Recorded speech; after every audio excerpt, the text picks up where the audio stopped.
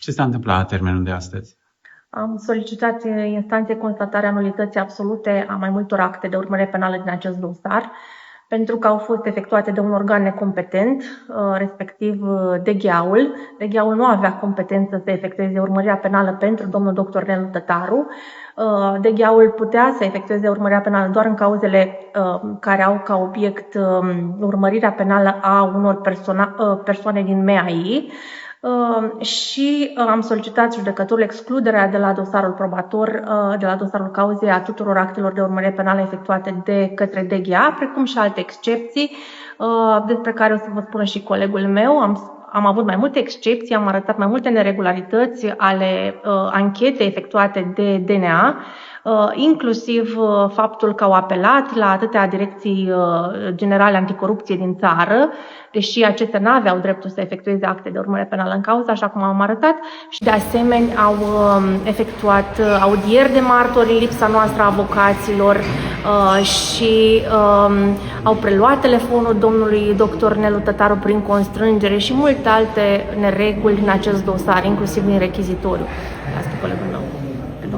S-a finalizat faza de fond a camerei preliminare, faza în care noi am invocat o serie de excepții și am format o serie de cereri vis-a-vis de modul în care s-a desfășurat urmărirea penală la DNA.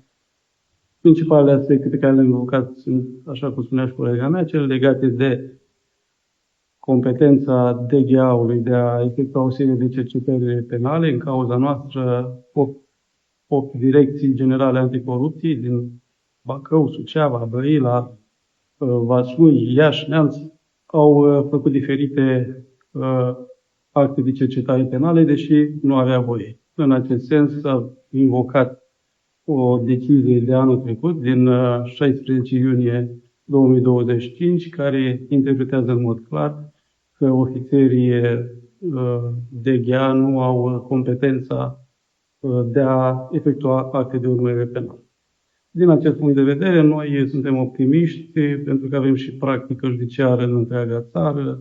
Am depus și 14 sentințe civile pronunțate, sentințe penale, pronunțate după intrarea în vigoare a acestui RIL, prin care se constată nulitatea actelor efectuate de către ofițerii DGA. Și suntem optimiști în sensul că vor fi anulate acele acte de cercetare penale făcute prin delegare de către ofițerii DGA. Dacă se va întâmpla acest lucru, ce urmează?